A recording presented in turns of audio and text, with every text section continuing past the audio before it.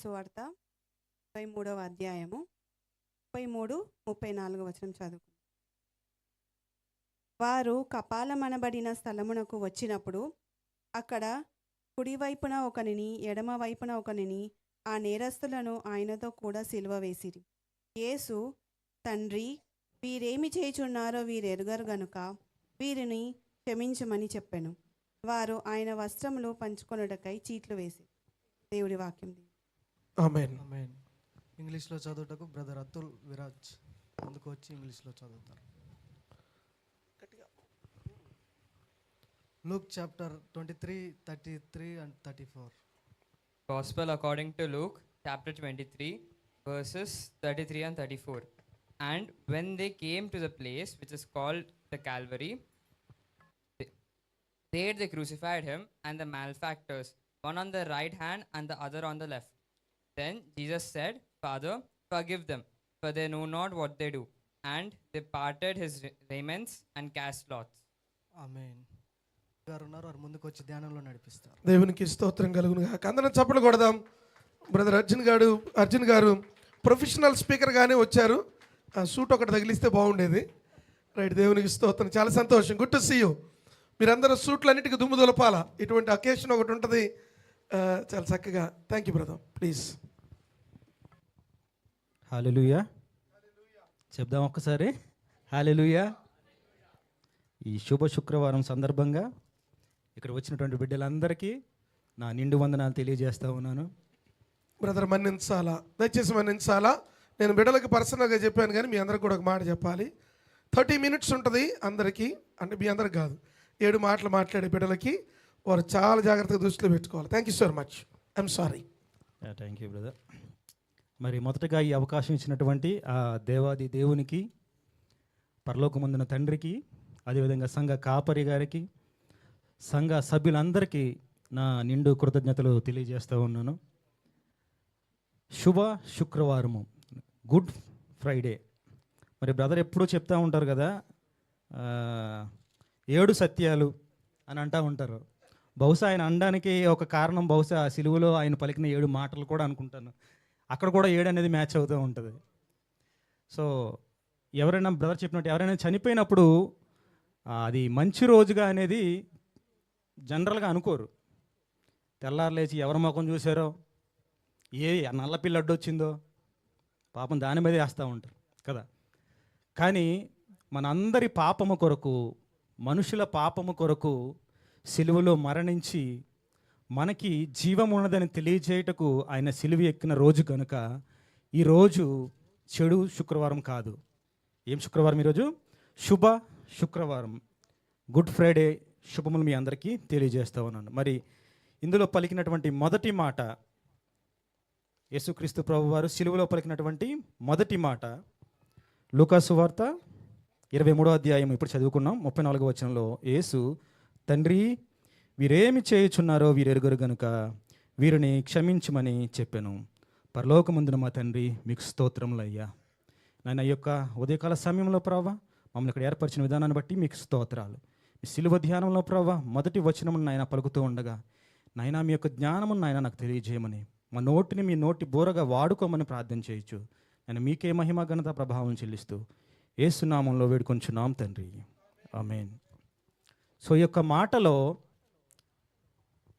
నేను చెప్పాలి అనుకుంటున్నది ఏంటంటే 3 మాటలు. ఈ మాట నుంచి చెప్పాలనుకుంటే పాఠాలు 3 పాఠాలు నేను చెప్దామని చెప్పి ఆశపడుతూ ఉన్నాను. ఈ యొక్క మాటలో మొదటి సత్యం ఏమనుకుంటున్నామంటే, సిలువపై యేసుక్రీస్తు ప్రభువారు చేసినటువంటి ప్రార్థన. ఎవరికి చేస్తున్నాడు? తండ్రికి చేస్తున్నాడు. ఏమని? వీరేమి చేయుచున్నారో వీరు ఎరుగరు గనుక వీరిని క్షమింపుము అని సిలువలో ఆయన ప్రార్థన చేస్తూ ఉన్నారు. ఎటువంటి పరిస్థితుల్లో? ఆకాశముకి భూమికి మధ్యలో ఒక చెక్క మీద వేలాడుతూ ఆయన ప్రార్థన చేస్తూ ఉన్నారు కదా. ఎక్కడెక్కడి నుంచి నడిపించుకొని వచ్చారండి సిలువ వేసి, సిలువను పట్టుకొని ఇంచుమించు more than 1/2 kilometer ఆయన నడిపించారు. ఆ కొండ చుట్టూ నడిపించినప్పుడు రక్తం ఏరులై పారి వచ్చినప్పటికీ ఆయన సిలువలో ఉండి తన తండ్రికి ప్రార్థన చేయుచూ ఉన్నాడు. బైబిల్లో మనం ఎక్కడ చూసిన యేసుక్రీస్తు ప్రభువారు వచ్చినప్పుడు తను పుట్టినది మొదలుకొని చనిపోయేంత వరకు కూడా ఒంటరిగా ఉన్నప్పుడు ప్రార్థన చేశారు, జనములో ఉన్నప్పుడు ప్రార్థన చేశారు, కొండ మీద ఉన్నప్పుడు ప్రార్థన చేశారు, సముద్రము మీద ఉన్నప్పుడు ప్రార్థన చేశారు. అదేవిధంగా మనం ఎంతోమందిని చూస్తుంటాము, ఎక్కడెక్కడి నుంచి ప్రార్థన చేసినప్పటికీ ఆయన వినే దేవుడై ఉన్నాడు. మనం చూడలేదా? మోషే సముద్రం దగ్గర నుంచి వచ్చి ప్రార్థన చేసినప్పుడు వినలేదా? దానియేలు సింహపు గుమ్మంలో ఆ బోనులో ఉన్నప్పుడు ప్రార్థన చేసినప్పుడు ఆయన విన్నాడు. ఒక మాట చూద్దాం, ఆయన ఎక్కడెక్కడ ఆయన శక్తి ఉన్నది, ఎక్కడెక్కడ ఆయన చూస్తూ ఉంటారు అనేది. కీర్తనలో 139, కీర్తనలు 139 7 నుంచి 10 వచనములు. కీర్తనలు 139 7 నుంచి 10 వచనములు. నీ ఆత్మ యుద్ధ నుండి నేను ఎక్కడికి పోదును, నీ సన్నిధి నుండి నేను ఎక్కడికి పారిపోదును. నేను ఆకాశమునకు ఎక్కిదనని నీవు అక్కడ ఉన్నావు, ఆకాశమునకు ఎక్కినను నీవు అక్కడ ఉన్నావు. నేను పాతాళమందు పండుకొనినను నీవు అక్కడ ఉన్నావు, పాతాళమున పండుకొన్నను నీవు అక్కడ ఉన్నావు. నేను వేకువ రెక్కలు కట్టుకొని సముద్ర దిగంతములలో నివసించినను నీవు అక్కడను ఉన్నావు. చాలు బ్రదర్. సముద్ర దిగంతముల్లో నివసించినను నీవు అక్కడ ఉన్నావు అంటే ఎక్కడెక్కడ అని అన్నారు? పాతాళములోకి వెళ్ళిపోయినను, ఆకాశమునకు వెళ్ళిపోయినను, సముద్ర దిగంతముల లోపలికి వెళ్ళిపోయినను నీవు అక్కడ ఉన్నావు అని చెప్తున్నావు. సామెతలు 15:3 ఉంటుంది, యెహోవా కన్నులు ప్రతి చోట ఉన్నవి, అవి చెడ్డవారిని మంచివారిని చూచుచూ ఉన్నవి. స్పష్టంగా చెప్తుంది కదా. ఆకాశంలో కానివ్వండి, భూమి మీద కానివ్వండి, కింద ఉన్న పాతాళంలో కానివ్వండి, సముద్ర గర్భంలో నుండి కానివ్వండి, ఎక్కడ ఉన్నాయి సరే ఆయన చూస్తాను అంటున్నాడు. సముద్ర గర్భములో చేప కడుపులోంచి యోనా ప్రార్థన చేసినప్పుడు విన్నాడా? విన్నాడు. నేల మీద ఉండి ప్రార్థన చేసినప్పుడు విన్నాడు. కొండ మీదకెక్కి ప్రార్థన చేసినప్పుడు విన్నాడు. అదేవిధంగా చెట్టు మీదకెక్కి యేసయ్యను చూడాలని ఆశపడ్డాడే, అతని ఆశను కూడా ఆయన చూశాడు. నీటి పైన, నీటి లోపల, భూమి పైన, ఆకాశంలో, గాలిలో, అదేవిధంగా అగ్నిలో కూడా ఉన్నాడు కదా. షద్రక్ మెషక్ అబేద్నెగో వారిని అగ్నిగుండంలో పడవేసినప్పుడు అక్కడ కూడా దేవుడు వారికి తోడుగా ఉన్నాడు. అంటే అక్కడ కూడా వారి ప్రార్థనను విన్నాడు. అంటే ప్రార్థనలో ఖచ్చితంగా శక్తి ఉన్నప్పుడే ఆయన ఇవన్నీ చేస్తాడు కదా. ఆయన మనకు ఒక మాదిరి చూపిస్తా ఉన్నాడు. ఆయన వలె ప్రార్థన మనల్ని చేయమంటూ ఉన్నాడు. ఎటువంటి సమయంలో ఆయన ప్రాణాలు పోయే పరిస్థితులు చేస్తూ ఉన్నాడు. మరి మనము సోఫాలో కూర్చొని, మంచం మీద కూర్చొని మనకు నచ్చినట్టు చేస్తూ ఉంటాం. కొంతమంది అసలు ప్రార్థన చేయడం కూడా చేయరు. అటువంటి విధంగా కాకుండా ఆయన ప్రాణము పోతూ చెప్తున్న మాట ఏంటంటే, నేను ప్రార్థన చేసినట్లు మీరును ప్రార్థించండి. అదేవిధంగా ఆయన చెప్తాడు, ఆయన నేర్పిస్తాడు ఎటువంటి విధంగా ప్రార్థన చేయాలి అని కదా. సో మొట్టమొదటి పాఠం ఏమిటంటే, ఆయన వల్లే ప్రార్థన చేయాలి. ఎటువంటి పరిస్థితుల్లో? సంతోషముగా ఉన్నప్పుడు, దుఃఖముగా ఉన్నప్పుడు, బాధలో ఉన్నప్పుడు, మనం ఎటువంటి శోధనలో ఉన్నప్పుడైనా ప్రార్థన చేయమని చెప్పి అని అంటున్నారు. ప్రార్థన ఎందుకంటే ప్రార్థన బ్రతుకుల్ని మార్చేస్తుంది కదా. ప్రార్థన పడిపోయిన కుటుంబాలని కట్టబెడుతుంది. ప్రార్థన పాడైపోయిన జీవితాన్ని నిలబెడుతుంది. ప్రార్థన ఓడిపోయిన ప్రతి ఒక్కరికి విజయంనిస్తుంది. ఎంతోమంది ప్రార్థనా పరులు మనకి బైబిల్లో కనబడతా ఉంటారు. మరి అటువంటి ప్రార్థన ఈరోజు నువ్వు నేను కలిగి ఉన్నామా? ఏదో ఒక్క నిమిషం ప్రార్థన చేసుకొని, ఒక్క నిమిషం ఏదో కళ్ళు మూసుకొని అని ఆమెను అంటున్నామా? అటువంటి విధంగా కాకుండా నీ తండ్రి అని దేవునితో మనసారా నీవు ప్రార్థన చేసినప్పుడు ఆయన మన ప్రార్థన వినే దేవుడై ఉన్నాడు. ఆమేన్. ఆయన మన ప్రార్థన వినే దేవుడై ఉన్నాడు. దేవుడు మన ఆత్మీయ జీవితాన్ని చూస్తూ ఉన్నాడు. ఈ ఆత్మీయ జీవితాన్ని చూస్తూ ఉన్నప్పుడు కొంతమంది కొంచెం అతి చేసేవాళ్ళు కూడా ఉంటారు అన్నమాట. దేవుడు మన ఆత్మీయతను చూడాలి అని అనుకుంటూ ఉన్నప్పుడు కొంతమంది, మరి తప్పవచ్చు ఒప్పవచ్చు తెలియదు కానీ, వారు ఆత్మీయంగా ఉండడం పక్కన పెడితే వాళ్ళంటే కుక్కలకి బైబిల్లో పేర్లు పెడతా ఉంటారు. నేను ఒకసారి ఒక ఇంటికి వెళ్తే మా బెంజిగాడండి మొక్క లేకపోతే తిండి అంటున్నాడు. బెంజిగాడు అంటే నేను వాళ్ళ చిన్నపిల్లోడు ఎవరో అన్నట్టుగా అనుకుంటాను. అటు ఇటు చూస్తూ ఉంటే ఒక 4 కాళ్ళు వేసుకొని వస్తూ ఉంది. అది బెంజమిన్ కుక్క అంట. కుక్క పేరు బెంజమిన్. ఏం మీ నాన్న పేరు పెట్టుకోవచ్చుగా, మీ తాత పేరు పెట్టుకోవచ్చు కదా. మీ నాన్న మీ తాతలు అయితే కుక్కలు వద్దు, బైబిల్లో పేర్లు మాత్రం కుక్కలు పెట్టవచ్చు. అది ఆత్మీయత? మన హృదయమును చూసే దేవుడై ఉన్నాడు, కానీ మన కుక్కలకి ఏం పేర్లు పెట్టావు, నీ పేరు ఏం పెట్టుకున్నావు అనేది కాదు. అందుకని దేవుడు ఏం చెప్తున్నాడంటే, తాను ఏ విధంగా ప్రార్థన చేశాడో అటువలే మనల్ని ప్రార్థన చేయమని కోరుతూ ఉన్నాడు. ఈ ఆత్మీయత జీవితం విషయంలో ఏంటంటే, మనము ఆత్మీయంగా ఉండాలి, మన బిడ్డలు ఆత్మీయంగా ఉండాలి, జంతువులు కాదండి. ఒక ఆయన అంట గుర్రం చూశాడంట, ఒక గుర్రంని చూశాడంట. చిన్నప్పటి నుంచి ఆ గుర్రంకి ఒక ఆత్మీయంగా నేర్పించాడంట. ఎలా? హల్లెలూయా అనగానే అది పరిగెట్టడం మొదలుపెట్టేదంట. ఆమేన్ అంటే ఆగిపోయేదంట. ఎలాగా? హల్లెలూయా అంటే పరిగెత్తేదంట, ఆమేన్ అనగానే అక్కడ ఆగిపోయేదంట. సో ఆ గుర్రం ప్రతి ఒక్కరికి చూపిస్తూ ఉన్నాడు. ఒక ఆయన, ఎవరు ఆత్మీయత లేని ఒక ఆయన, ఆత్మీయ గుర్రం కావాలనుకున్నాడంట. అనుకొని ఆ గుర్రం దగ్గరికి వెళ్ళి ఏదో ఒకసారి నా ముందు టెస్ట్ చేసి చూద్దామని చెప్పి అనుకున్నాడంట. ఆయన నిజంగానే అన్నట్టు హల్లెలూయా అనగానే ఆ గుర్రం పరిగెత్తిందంట, ఆమేన్ అనగానే ఆగిపోయిందంట. ఆగిపోయేసరికి ఈయనకి చాలా ముచ్చటేసింది. ఎంత విలువైనా సరే దీన్ని మనం పెట్టి కొందాం అని చెప్పి కొనుక్కున్నాడంట. ఎక్కాడు, పట్టుకున్నాడు, హల్లెలూయా అనగానే అది ఒకటేసారి పరుగు పెడతా ఉంది. చాలా ఆనందపడిపోయాడు. కొంచెం దూరం వెళ్ళాక ఆమేన్ అనగానే ఆగిపోయింది. ఇంకా అసలు మనల్ని మించినోడు లోకంలో లేడు. ఎవరి దగ్గర లేని గుర్రం మన దగ్గర ఉంది. మనల్ని మించినోడు లేడు అన్నట్టు ఊరంతా తిరుగుతూ ఉన్నాడు, కనబడిన వాళ్ళందరితో మాట్లాడుతూ ఉన్నాడు. ఇవంతా చూసుకుంటూ చాలా చాలా చాలా దూరం వెళ్ళిపోయాడు. ఒక దగ్గర వర్షాన్ని కొట్టుకుపోయిన బ్రిడ్జ్ కనబడతా ఉంది. దూరం నుంచి కనబడతా ఉంది. అది గుర్రం వెళ్తా ఉంది. దగ్గరకు వచ్చేస్తుంటే ఈయనకి భయం వేసి ఏ పదం చెప్తే ఆ గుర్రం అయిపోతే మర్చిపోయాడు. టెన్షన్ వచ్చేసింది. ఆగు అంటా ఉన్నాడు, ఆ గుర్రం ఆగట్లేదు. స్టాప్ అంటున్నాడు, ఆగట్లేదు. సాకు అంటాడు. ఎన్ని పదాలు వస్తే అన్ని పదాలు చెప్తా ఉన్నాడు, ఆ గుర్రం ఆగట్లే. చివరికి బ్రిడ్జ్ చివరికి వచ్చి అక్కడికి వచ్చినాక గుర్తొచ్చింది, ఆమేన్ గట్టిగా అరిచాడు. ఈ చివరికి వచ్చి ఒక్కసారి ఆగింది గుర్రం. ఆగినాక గట్టిగా ఊపిరి పీల్చుకొని, అమ్మయ్యా దేవా నన్ను కాపాడు, హల్లెలూయా అన్నాడంట గట్టిగా.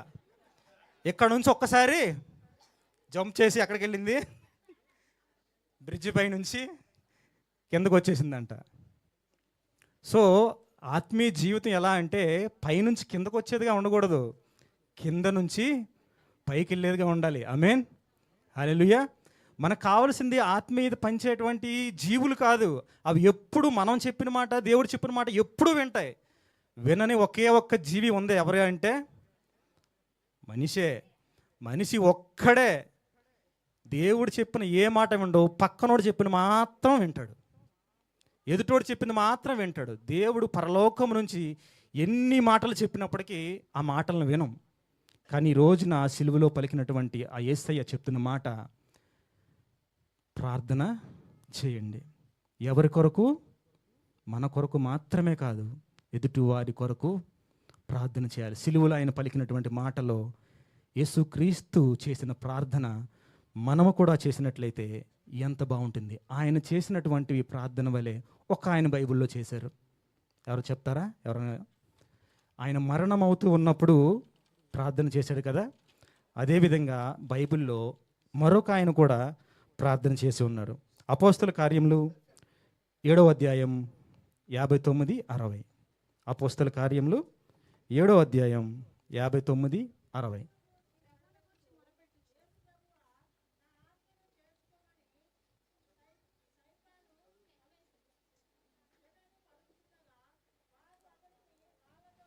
రాళ్లతో కొట్టిరి, ప్రభువా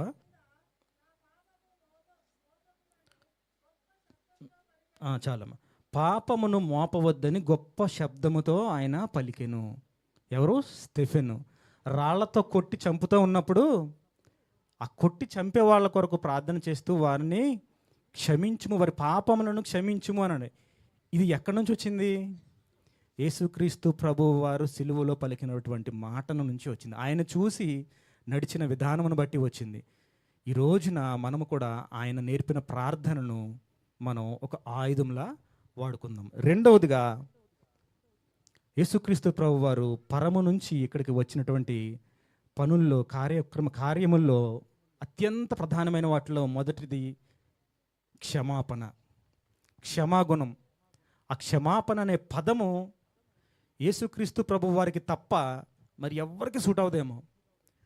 అప్పటి రోజుల్లో ఒకరిని ఒకరు క్షమించటం అనేటువంటి కార్యాలే లేవు.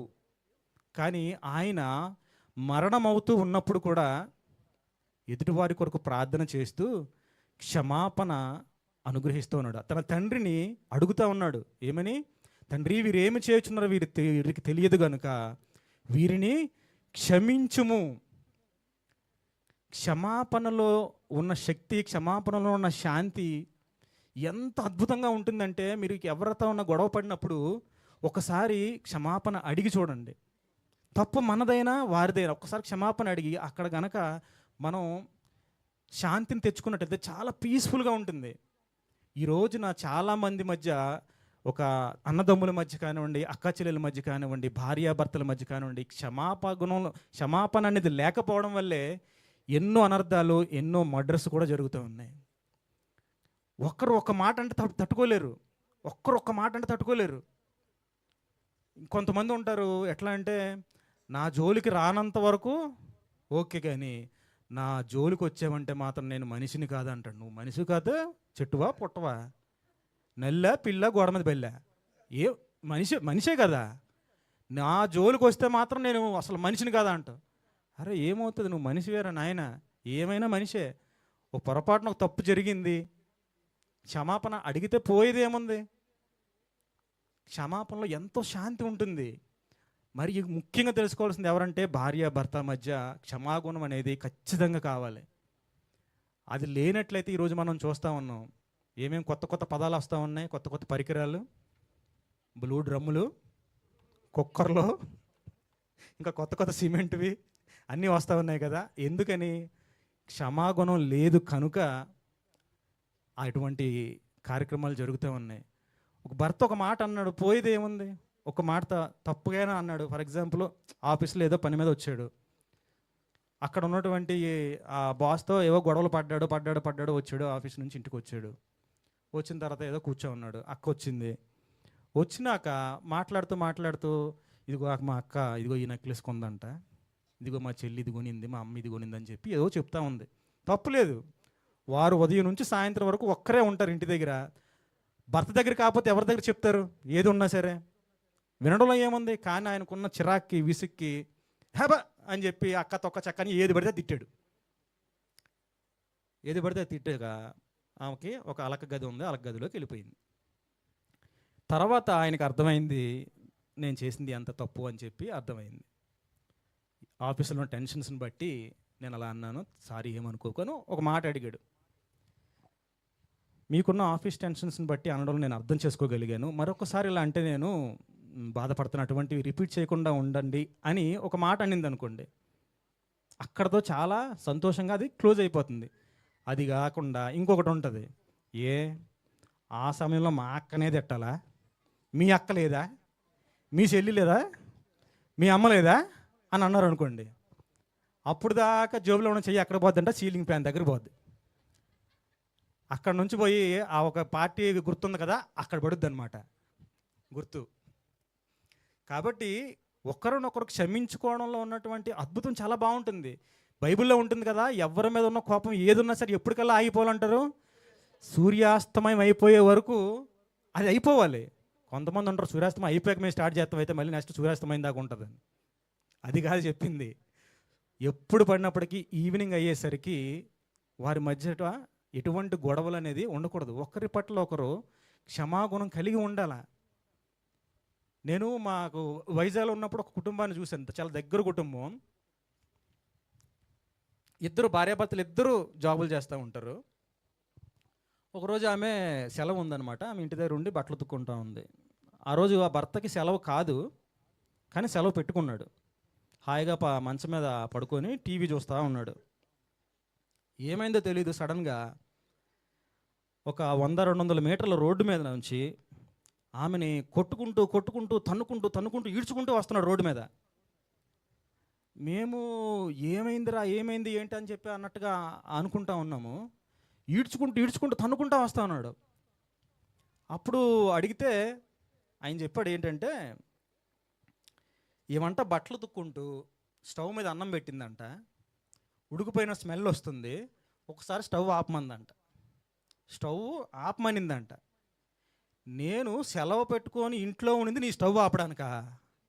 అంటే రేపు నన్ను వంట చేయమంటావేమో, ఈరోజు స్టవ్ ఆపమన్నావంటే. అందుకని దారి మీద పరిగెత్తించుకుంటూ కొడతా ఉన్నాడు ఆయన. పోనీ స్టవ్ ఆపేవు, ఏమవుతుంది? మీసం ఊడిపోయి వచ్చేస్తుందా? లేదు.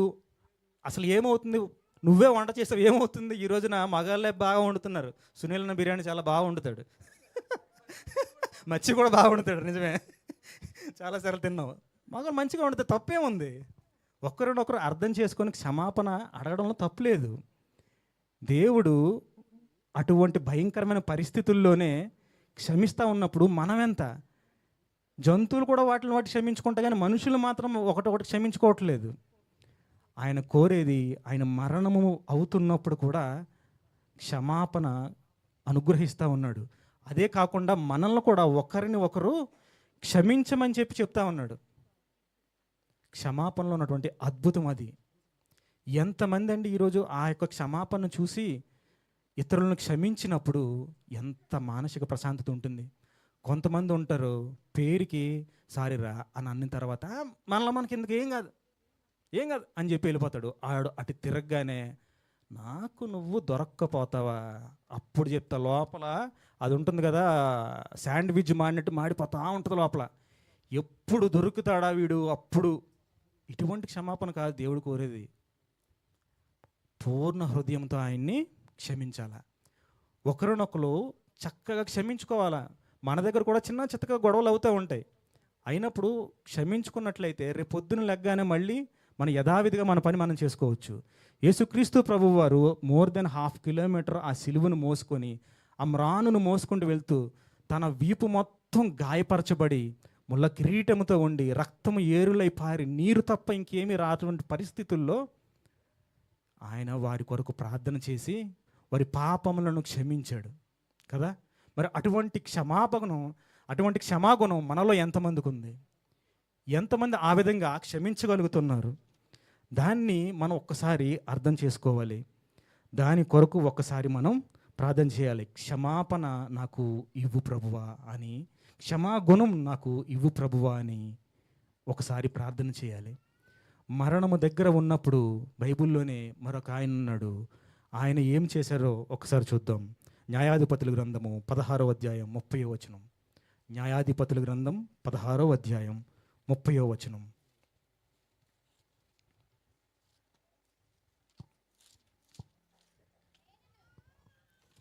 చెప్పండమ్మా.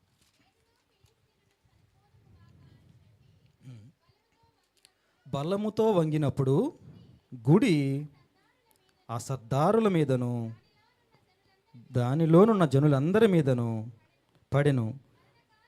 మరణకాలమున అతడు చంపిన వారి శవముల లెక్క జీవితకాలమందు అతడు చంపిన వారి లెక్క కంటే ఎక్కువ. ఆయన ఎవరైనా సంసోను. 2 స్తంభముల మధ్యలో ఆయన్ని ఇలాగా కట్టేస్తే మరణం అయిపోయినప్పుడంట లాస్ట్ ఒక్క వరం అడిగాడంట. 2 చేతులతో లాగి స్తంభాన్ని వాటిని గుడిని మొత్తం పడేసి ఆ జీవితంలో ఇప్పటివరకు చంపిన వారి కన్నా మరి ఎక్కువ మందిని సంసోను చంపాడంట.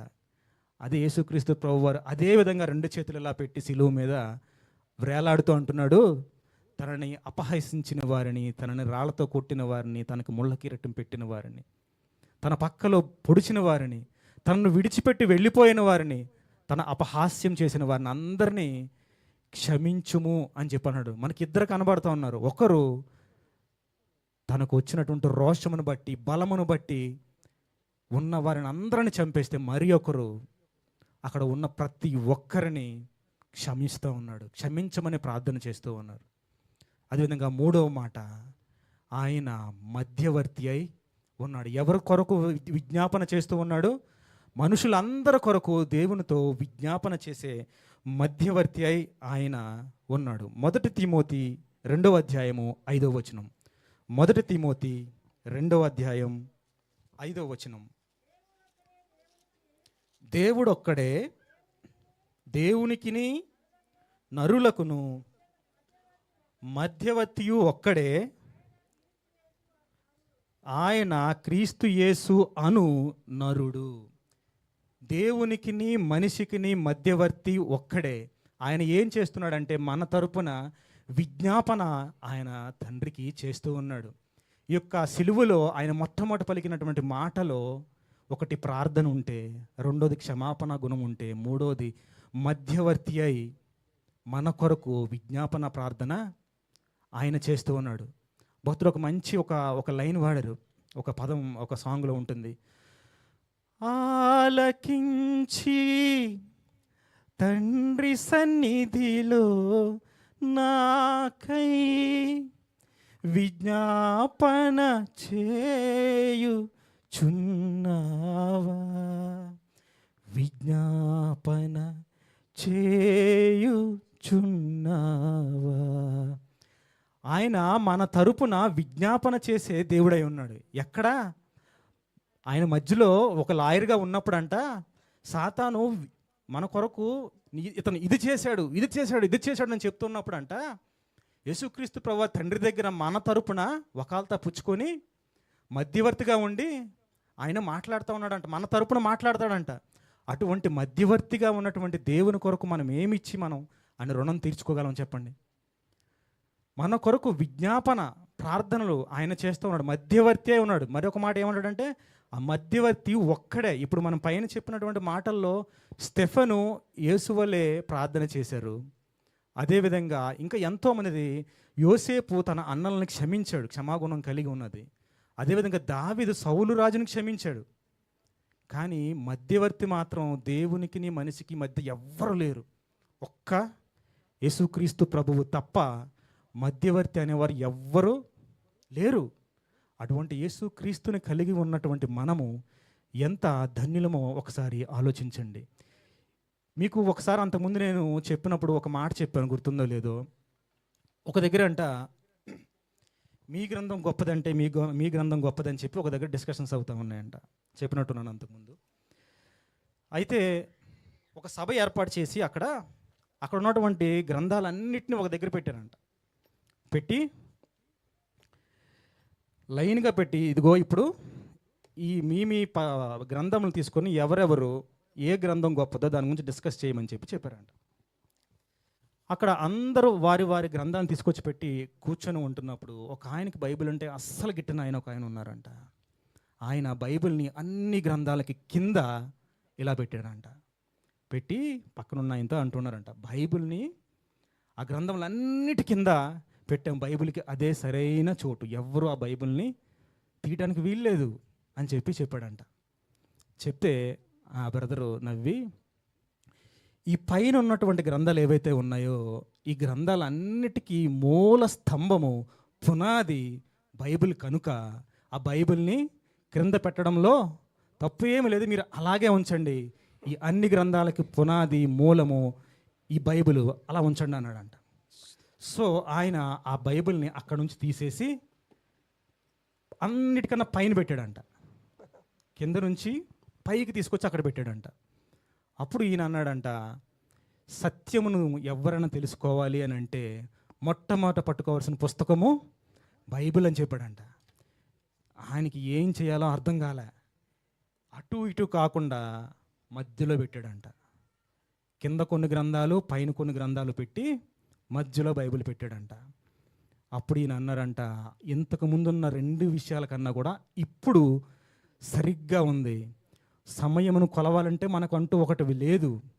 క్రీస్తు పూర్వము క్రీస్తు శకమును విభజించగలిగినటువంటి క్రీస్తు రాకడను సూచిస్తూ ఈ బైబిల్ ఉంది.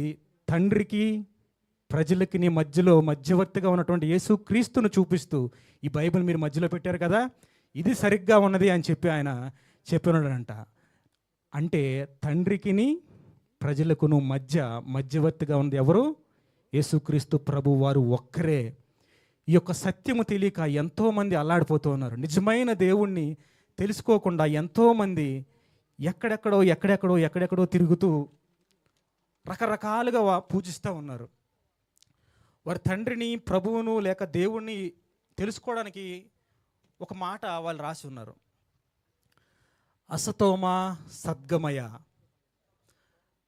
అసత్యము నుంచి సత్యమునకు నడిపించేవాడు. తమసోమ జ్యోతిర్గమయ, అంటే అంధకారము నుంచి వెలుగులోనికి నడిపించేవాడు. మృత్యోర్మ అమృతంగమయ, మరణమును గెలిచి జీవములోనికి నడిపించేవాడు. శాంతి శాంతి అంటే శాంతి సమాధానమును అనుగ్రహించేవాడు.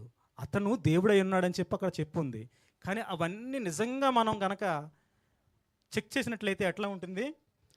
అసతోమ సద్గమయ అన్నప్పుడు అసత్యం నుండి సత్యాన్ని నడిపించినప్పుడు యోహాను 14:6 ఏమని ఉంటుంది? నేనే మార్గము, సత్యము, జీవము.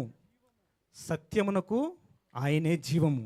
అదేవిధంగా చీకటి నుంచి వెలుగులోనికి నడిపిస్తున్నాం అన్నప్పుడు యోహాను 8:12 ఉంటుంది, నేను లోకమునకు వెలుగు, నన్ను వెంబడించువాడు చీకటిలో నడువడు అని అన్నాడు.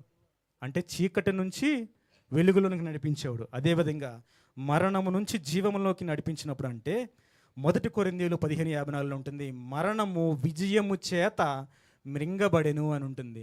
మరణమా నీ ముల్లెక్కడా అని ఉంటుంది. మరణమును జయించి గెలిచిన వాడు అక్కడ ఉన్నాడు. అంటే మరణము నుంచి జీవములోనికి వచ్చిన వాడు ఉన్నాడు. ఓం శాంతి శాంతి అంటే యోహాను 14:27 ఉంటుంది, నా శాంతిని మీకు ఇస్తున్నాను, సమాధానము కలుగునుగాక అని అన్నారు. ఇక్కడ ఉన్న ప్రతి ఒక్క పదముకు ఎవరికి మ్యాచ్ అయింది? ఎవరికి సూట్ అయింది? నిజమైన దేవునికి కరెక్ట్గా మ్యాచ్ అయింది. అటువంటి దేవుని కలిగి ఉన్న మనము ఎంత ధన్యులమో కదా. ఈ యొక్క శుభ శుక్రవారంన సిలువలో ఆయన పలికినటువంటి మొట్టమొదటి మాట, ఎవరైనా చనిపోయే ముందు చెప్పేటువంటి మాటల్లో సత్యము తప్ప అబద్ధములు అస్సలు ఉండవు. ఎవరు ఎటువంటి పాప అయినా సరే, ఎటువంటి వాడు చనిపోయినా సరే, గజ్జి దొంగ చనిపోయినప్పుడు కూడా తన కొడుకు పిలిచి చెప్తాడు, అరే నాన్న నేను ఇలాంటి బ్రతుకు బతికాను, మీకు ఇంక ఇలాంటి బ్రతుకులు వద్దు, మంచి బతుకు బతకరా అని చెప్తారు. అంటే తనలో ఉన్నటువంటి నిజము ఏదైతే ఉందో అది చెప్తూ ఉంటారు. కానీ తండ్రి తాను పుట్టినది మొదలుకొని ఇప్పటి వరకు చనిపోయేంత వరకు కూడా తాను చెప్పినది నిజము, సత్యము. మరణించే సమయంలో కూడా ఆయన చెప్తుంది ఏంటంటే, తన వలె ప్రార్థించమని, తన వలె పొరుగువారిని కూడా క్షమించమని. ఇటువంటి విధంగా చేసినట్లయితే మధ్యవర్తిగా నేనుండి తండ్రికి నీ మనిషికి నీ మధ్య విజ్ఞాపన చేసేవారిగా ఉండి మీ పాపములన్నిటినీ క్షమించి మీకు నూతన హృదయమును దయచేస్తానని చెప్తా ఉన్నాడు కదా. ఇటువంటివన్నీ జరుగుటకు అటువంటి దేవుడిచ్చినటువంటి ఆత్మీయ జ్ఞానంతో మనం కలిగి ముందుకు సాగుదుముగాక. ఆమేన్. నాకు ఇచ్చినటువంటి సమయాన్ని బట్టి దేవునికి, మందిరమునకు, సంఘ కాపరికి ధన్యవాదాలు తెలియజేస్తాను. Thank you brother.